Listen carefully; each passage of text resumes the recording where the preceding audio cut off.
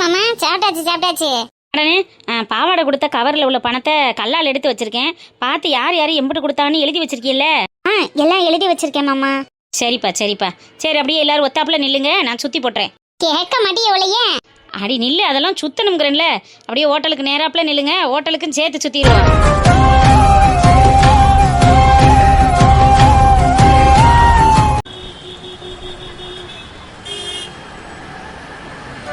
இதுக்கு லைலா இவ்வளவு டென்ஷனா இருக்க? பேசாம வந்துரு, ஏதாவது பேசிடுவேன் சொல்லிட்டேன். என்ன லைலா, இப்ப யார்கிட்ட காசு வாங்கணும்? சௌமியா உனக்கு சொந்தக்காரவங்க தானே?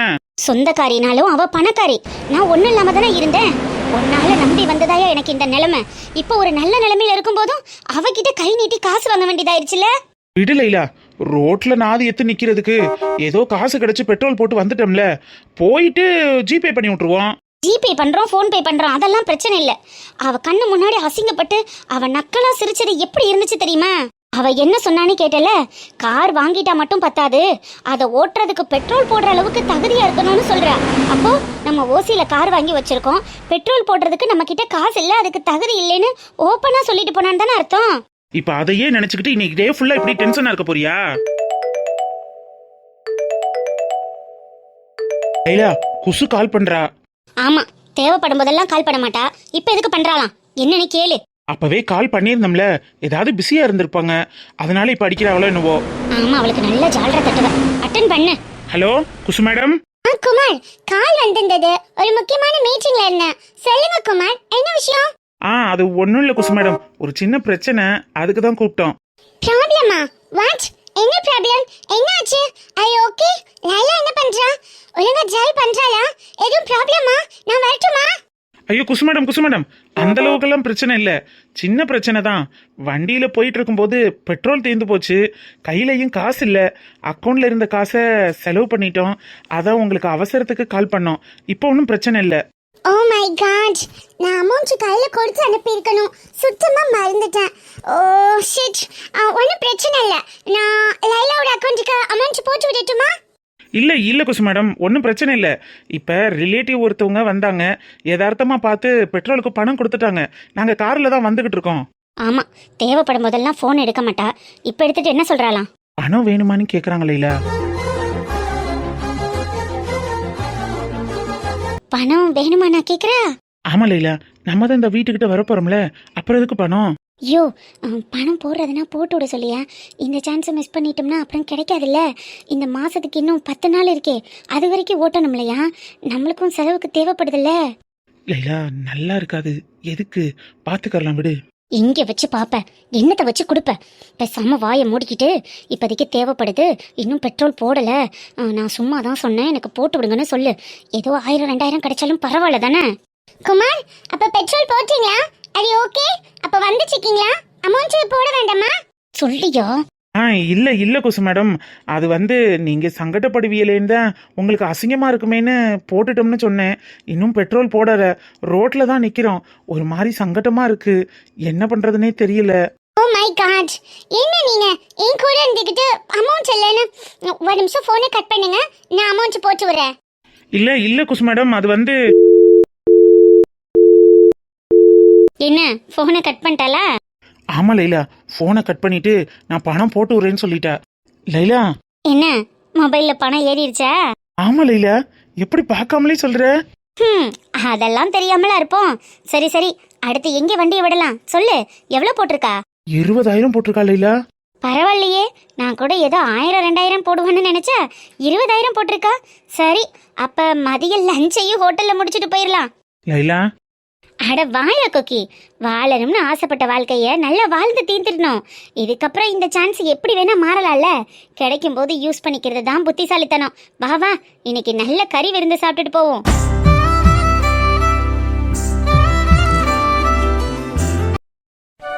அம்சா, நீ காலையிலயும் சாப்பிட்டு வரல, சாப்பிட போலாமா? இல்ல அத்தை, பசி இல்ல, கொஞ்ச நேரம் கழிச்சு போலாமே. இல்லடா, பந்தி ஆரம்பிச்சிருச்சு, உனக்கும் பசிக்கும்ல, நாங்களாவது காலையில டிஃபன் சாப்பிட்டோம், நீ அதுவும் சாப்பிடலையே. வாமா போய் சாப்பிட்டுட்டு வரலாம் வா. சரிங்க மாமா. தீவாக்கு கால் பண்ணியா? அவன் சாப்பிட்டானா? இப்பதான் அத்தை பேசினேன், சாப்பிட்டேன்னு தான் சொன்னான். சரிம்மா, பந்திக்கு கூட்டம் வர்றதுக்குள்ள போய் சாப்பிட்டுட்டு வந்துடலாம் வா. சரிங்க அத்தை. இது தெரிஞ்ச திருப்புக்கெல்லாம் எப்பேற்பட்ட மாப்பிள்ள எப்பேற்பட்ட வாழ்க்கை நல்லா வசதியான ஆளா இருப்பாங்களே. அப்பத்தா யாருக்காவது கேட்க போகுது, இவ்வளவு சத்தமா பேசுற? கேட்டா என்னடியே, இதனால என்ன இருக்கு? வசதியான இடம் தானே சொல்றேன். அவன் நல்ல பொண்ணு, நல்லா இருக்கட்டும். அதையே ஒரு மாதிரி வயிறு எறிஞ்சு சொல்ற? நீனுந்தே நல்ல ஒண்ணு, உனக்குந்தே நல்ல வாழ்க்கை அமையனு. ஆனா உன் வாழ்க்கை அப்படி அமையலையே. எவ்வளோ ஒருத்தில வந்து தட்டி பறிச்சுட்டு போயிட்டா. அப்பத்தா நீ அதை பத்தியே பேசிட்டு இருந்தனா இனிமே நான் உன்கிட்ட பேசவே மாட்டேன்னு சொல்லிட்டேன். ஆமா, என்னத்தையாவது ஒன்று சொல்லிட்டா மட்டும் ஆத்தாள் மகளை என் வாயை அடைச்சிருங்கடி. எப்படித்தான் இப்படி சூடு சொரணை இல்லாம இருக்கிறீங்களோ தெரியல. ஊர்ல உலகத்துல இருக்கிறவளுக்கு எல்லாம் கல்யாணம் முடியுது, கண்ணால பார்த்து ரசிக்கிறாளுக. என் பேத்திக்கு ஒரு கல்யாணம் பண்ணி பார்க்கலையேன்னு எனக்கு ஆசை இருக்காதா? அதெல்லாம் நடக்கும்போது நடக்கும், நீ ஏன் கவலைப்படுற? கவலைப்படாம என்ன நடி இருக்க சொல்ற? ஒவ்வொரு கல்யாணத்துக்கும் போகையிலையும் வரையிலையும் நம்ம பேத்திக்கு ஒரு மாலை எடுத்து கொடுக்க முடியலையேன்னு மனசு கிடந்து குமுறுது. எல்லாத்துக்கும் காரணம் அந்த சீவா பையலும் அவன் அப்பனந்தேன். என் வயிறு எரிஞ்சு சொல்றேன்டி, அவன் நல்லாவே இருக்க மாட்டியா, அவன் நாசமா போயிருவியா. அப்பத்தா நீ சாபம் கொடுக்கறது உன் பேர் எனக்கு, அதை மறந்துடாத. அத்தா யாரு? அத்தையோட பையன் தானே. அப்ப அத்தை நல்லா இருக்க கூடாதுன்னு நினைக்கிறியா? நீ நல்லா இல்லாம நிக்கிறியே, அதை நினைச்சு தண்டி தவிக்கிறேன். நான் என்ன நல்லா இல்லாம இருக்கேன்? நான் நல்லா சந்தோஷமா தான் இருக்கேன். அதே நேரத்துல அத்தானும் நல்லா இருக்கணும். அவருக்கு பிடிச்ச வாழ்க்கையை அவர் அமைச்சுக்கிட்டாரு, அவ்வளவுதான். இதுல நம்ம புலம்பி தவிக்கிறதுக்கு ஒண்ணுமே இல்ல. உன் பெரிய மனசெல்லாம் எனக்கு வராதடி ஆத்தா. ஒரே நிமிஷத்துல தூக்கி போட்டுட்டு போறதுக்கு. உன் வாழ்க்கையை நினைச்சு நினைச்சே உன் ஆத்தா படுக்க ஆயிட்டா. உன் அப்பன் நடமாடும் படம் ஆயிட்ட. நீ இப்படி எல்லாத்தையும் மறந்துட்டு துறவி மாதிரி தெரியுற. எனக்கெல்லாம் உங்க பக்குவம் வராது. என் மண்டை மண்ணுக்குள்ள போற வரைக்கும் என் வயிறு எரிஞ்சுக்கிட்டே தான் இருக்கு.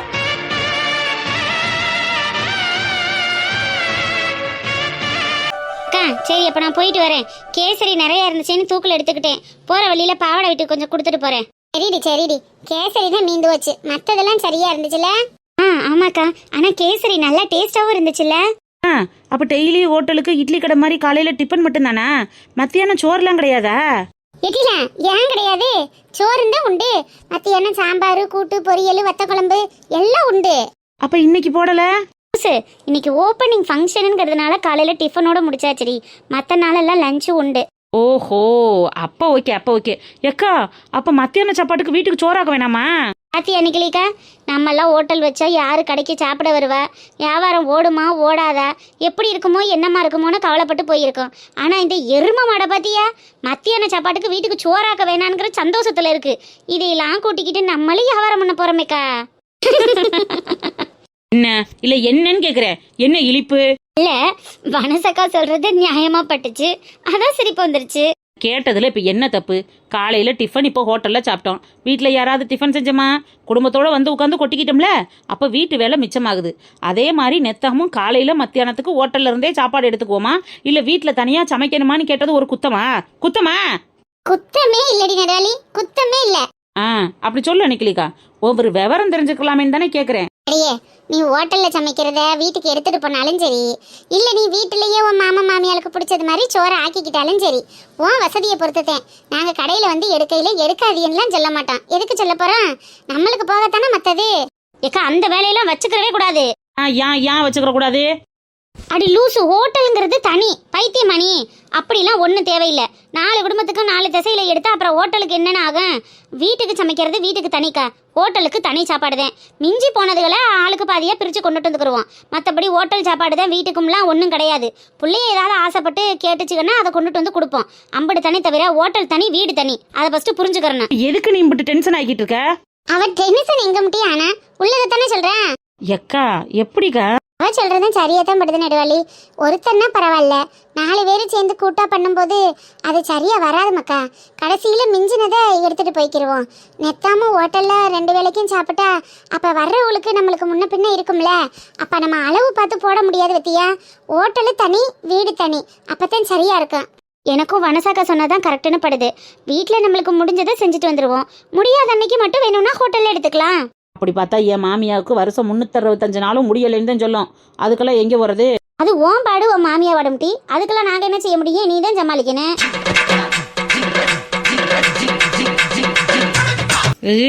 சரி ஓகே, ஏதோ பண்ணுங்க. ஆனா நான் சாப்பிட்றதுக்கு ஒன்றும் குத்தம் இல்லையில. அடி, யாரு சாப்பிட்றதுக்கும் குத்தம் இல்ல. எல்லா நாளும் அது சரியா வராதுன்னு தான் மனசா சொல்றா. ஆமா எருமை, உனக்கு புரியுதா புரியலையா? புரியுதுக்கா. காலையில் நம்ம எப்போதும் போல் வீட்டில் செய்ய வேண்டிய வேலைகளை செஞ்சு முடிச்சுவிட்டு அதுக்கப்புறம் கடைக்கு வரணும். கடையில் வந்து சமைக்க வேண்டியதை சமைச்சுவிட்டு மிச்சம் மீதாடி இருக்கிறத எடுத்துகிட்டு போகலாம். அப்போ தான் கணக்கு வழக்கில் இடிக்காது, பிரச்சனைகள் வராது, சுமூகமாக போகும். அதானே சொல்ல வரியே? ஆமா. ஓகே, ரைட்டு, விடுங்க, நான் பார்த்துக்கிறேன். சரி அன்னைக்கிளிக்கா, நான் போயிட்டு வரேன், நேரம் ஆயிடுச்சு. அக்கா இருங்க, நானும் வரேன். நீ இருந்து பேசிட்டு வாவேன். இல்லக்கா, டைம் ஆயிடுச்சு. அத்தையும் மாறவும் வீட்டில் தனியாக இருப்பாங்க. நானும் வரேன், இருங்க. சரிக்கா, எனக்கு அசதியாக இருக்கு. நான் போய் சத்த படுத்து எந்திரிக்கிறேன். அப்போ நான் வரேன். சரி, கேசரி எடுத்துக்கொண்டு வீட்டில் பிள்ளைகள்கிட்ட கொடுங்க. சரிக்கா, போயிட்டு வரோம். போயிட்டு வாங்க.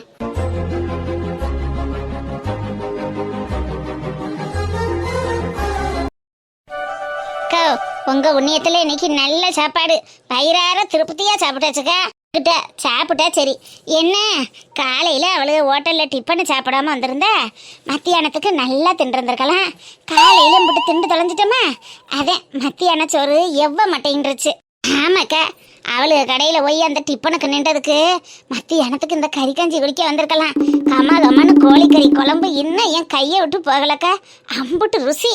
பிராய்லர் கோழிக்க இந்த மனமா இருக்கே, நாட்டுக்கோழியா இருந்தா என்ன மனமா இருக்கு.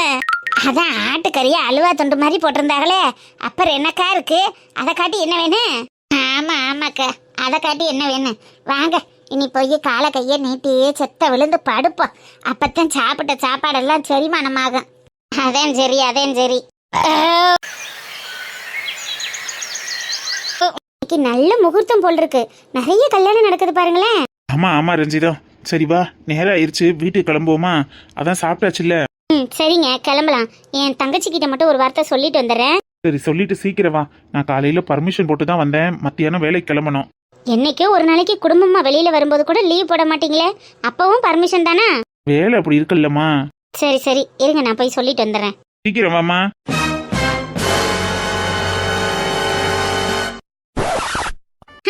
ஊருக்குள்ள கேள்விப்பட்டேன், மருமக்காரிய வீட்டுக்கு கூட்டிட்டு வந்து வச்சு பக்குவம் பண்ணிக்கிட்டு இருக்கேன்னு. ஆனா அதெல்லாம் உண்மையா இருக்காதுன்னு நினைச்சேன். இங்க வந்து பார்த்தால தெரியுது, சொந்தக்கார கல்யாணத்துக்கே கூட்டிக்கிட்டு ஊர்வலம் வந்திருக்கியன்னு. கையில நல்லா இருக்கியம்மா? மைனிக்கு உடம்பு சரியில்லைன்னு கேள்விப்பட்டேன். இப்ப எப்படி இருக்காங்க? அப்படிதான் இருக்காங்க அத்தை. அடியே, ரோட்ல போற வர ஆளுகளுக்கெல்லாம் பதில் சொல்லணும்னு உனக்கு என்னடி அவசியம்? உன் சோழி என்னவோ அதை மட்டும் பாரு. அப்பத்தா அத்தையா, அவன் மைனையா உனக்கு கட்டியிருக்கு? இல்ல உன் அப்பனோட அவ பிறந்தாளா? அத்தை, அந்த உறவுதான் ஒண்ணும் இல்லைன்னு ஆயிடுச்சுலம் டி. அப்புறம் என்ன அத்தை சொத்தை ஒட்டுக்கிட்டு இருக்க? ஏமா, சம்பந்தப்பட்ட அவளே நார்மலா எங்களை புரிஞ்சுக்கிட்டா, நீ ஏமா இன்னும் புரிஞ்சுக்காம இருக்க? அவ புரிஞ்சுக்கிட்டு இருக்கலடி, மனசுக்குள்ள எல்லா வலியையும் புதைச்சிட்டு இருக்கா. அவளை மாதிரி எல்லாம் என்னால இருக்க முடியாது. சரிம்மா, நான் வந்த இடத்துல எதுவும் பேச விரும்பல. நான் கிளம்புறேன். இது கல்யாணக்கார வீடு. இதே கல்யாணக்கார வீட்டில் தானே என் பேத்தியவும் அசிங்கப்படுத்தினியே. ஒவ்வொரு கல்யாணத்துக்கு போகையிலையும் என் கொலை என்னம்மா கொதிக்கும். அதையெல்லாம் நீங்க நினைச்சு பார்க்கல. அத்தை, அடுத்த இடத்துக்கு வந்த இடத்துல என்ன பேசணுமோ அதை பேசுங்க. இன்னாருன்னு ஆண்டவன் அப்பவே முடிச்சு போட்டது. அதை யாராலையும் மாத்த முடியாது. ஜீவாவுக்கு அம்சான்ங்கிறது கடவுள் தீர்மானிச்சது. அதை மனுஷங்க நினைச்சா மாத்த முடியுமா? இன்னும் ஏன் அதை பத்தியே பேசிட்டு இருக்கீங்க? பாருங்கப்பு, மருமையனாச்சேன்னு உங்க மேல மரியாதை இருக்கு. உங்க மரியாதையை நீங்க காப்பாத்திக்கிறீங்க. வழி எங்களுக்கு தானே தெரியும். என்னங்க, அம்சாவை கூட்டிட்டு வாங்க, நம்ம முதல்ல கிளம்பலாம். இதுக்கு மேல இங்க நிக்க வேணாம். சரி ரஞ்சிதா. மாமா. வா அம்சா, வா கிளம்பலாம். மாமா, பாட்டி அவங்களுக்கெல்லாம் எவ்வளவு சொன்னாலும் புரியாது மாம்சா. வா போவோம், வா. சரிங்க மாமா. ஏய் நில்லடியே. என்னம்மா உனக்கு இப்ப பிரச்சனை? பரம்பரை நகை என் பேத்திக்கு சேர வேண்டியது, அதை எடுத்து அவ கழுத்துல போட்டு அழகு பார்த்துட்டு கூட்டிட்டு வந்திருக்க. விசேஷங்களுக்கெல்லாம் கூட்டிட்டு வந்து இவதே என் மருமகன்னு பகட்டு காட்டிக்கிட்டு தெரியறியா? என் பேத்தி இருக்க வேண்டிய இடத்துல இன்னொருத்திய வச்சு பார்த்துட்டல. உனக்கு அந்த மனசு இடம் கொடுத்துருச்சுல்லடி. என்னம்மா பண்ண சொல்ற? தம்பி பொண்ணை கட்டணும்னு எனக்கும் ஆசைதான். ஆனா என்ன பண்றது? அவனுக்கு தலையெழுத்து இவன்னு எழுதலையே, அந்த ஆண்டவன் வேற எழுத்துல எழுதி வச்சிருக்கா. நானும் எவ்வளவோ முயற்சி பண்ணி எல்லாத்துலேயும் தோத்தது தானேம்மா மிச்சம். அவங்க அப்பாவும் பிள்ளையும் 3 மாசமா என்கிட்ட பேசாம இருந்துட்டு இப்பதான் அம்மானு வாயை திறந்து கூப்பிட ஆரம்பிச்சிருக்கா. விட்டுருமா, கையலுக்கு இதை விட நல்ல இடம் கிடைக்கும். நல்ல வர நமைஞ்சவ நல்லா இருப்பா, எனக்கு அந்த நம்பிக்கை இருக்கு. அவன் நல்லா இருப்பான்ங்கிறது எனக்கு தெரிய முடியே. ஆனா நீனும் உன் மையனை நல்லா இருப்பீல, அது எந்த காலத்துலயும் நடக்குமா? அப்பத்தான் அடியே, நீ போ, முதல்ல போய் அந்த சேர்ல உட்கார்ந்த வாரேன். அப்பத்தான் போன்னு சொன்னேன், போறியா இல்லையா? ஆமா.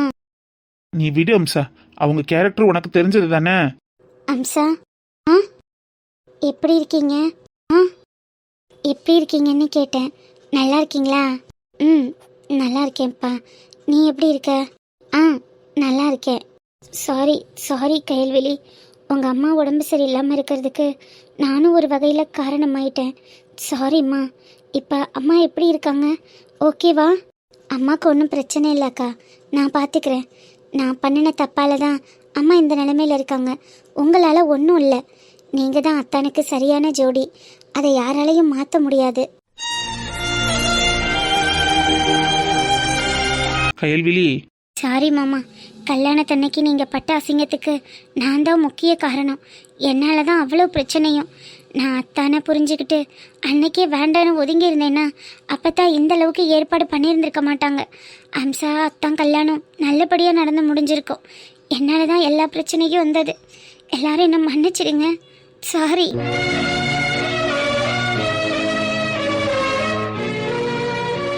அதெல்லாம் ஒன்றும் இல்லைம்மா. இப்படித்தான் நடக்கணும்னு விதி இருந்தா யாரால மாற்ற முடியும்? உனக்கு ஒரு நல்ல பையனா மாமாவே பார்க்குறேன். ஏன் தலைமையில் உன் கல்யாணத்தை ஜாம் ஜாம்னு நடத்துகிறேன். நீ எதையும் நினச்சி கவலைப்படாதம்மா. ஆமாம் கைல்வெளி, கண்டிப்பாக உனக்கு ஒரு நல்ல லைஃப் அமையும். நான் உனக்காக ப்ரே பண்ணிக்கிறேன். தேங்க்ஸ்க்கா. அடியே அடியல, அங்க ரெண்டு என்னடி பேசிட்டு இருக்க? அறிவு கட்டவளே, அறிவு கட்டவளே, நீ இந்த நிலைமையில நிக்கிறதுக்கு காரணமே இவ தானடி. இவ முன்னாடி கண்ணீர் வடிச்சு அழுதுகிட்டு இருக்க. வாடி, வா போவோம் வா. இவளுக்கு மூஞ்சிலெல்லாம் முழிக்க கூடாதுன்னு தான் வீட்டை விட்டு வெளியே வராம வச்சிருந்தேன். இப்ப பாரு, எங்கெல்லாம் வந்து எதையெல்லாம் பார்க்க வேண்டியது இருக்குன்னு. எல்லாம் என் தலை எழுத்து. வந்து தொலை ஆடிங்கிறன்ல, வாடி.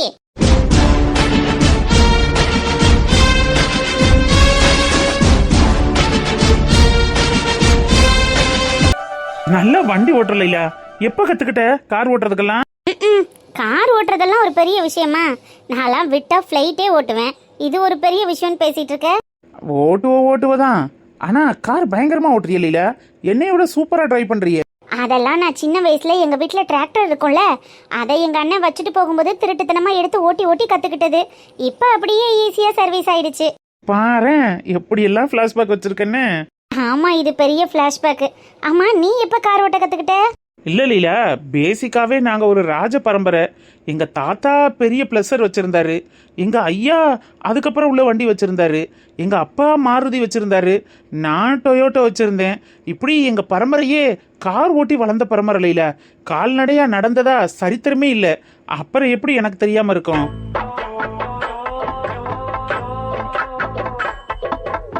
என்ன லீல ஷாக் ஆயிட்ட? உன் பரம்பரையே ஒரு பஞ்சத்தில் அடிபட்ட பரம்பரை. பெரிய கோடீஸ்வரங்கன்னு எங்க அம்மாட்ட சொல்லி ஏமாத்தி என்ன கல்யாணம் பண்ணி ஒரு நகை இல்லாம வாங்கி தின்ன பரம்பரை. இவங்க தாத்தா அப்படி வந்தாராம், இவங்க அப்பா இப்படி இருந்தாராம். ஏதாவது என்கிட்டயே புருடா விட்டுட்டு இருக்காத. சரி விடு விடு லீல, அது தெரிஞ்ச கதை தானே. அது ஏ பார்த்து பார்த்து லீலா. அத்தாடியே அக்கா, அடியெல்லாம் கருப்பாயே, நான் என்ன செய்வேன்? எந்த பேதியில ஓவானா கார்ல வந்தவன் கருப்பாயை இடிச்சு தள்ளிட்டானே.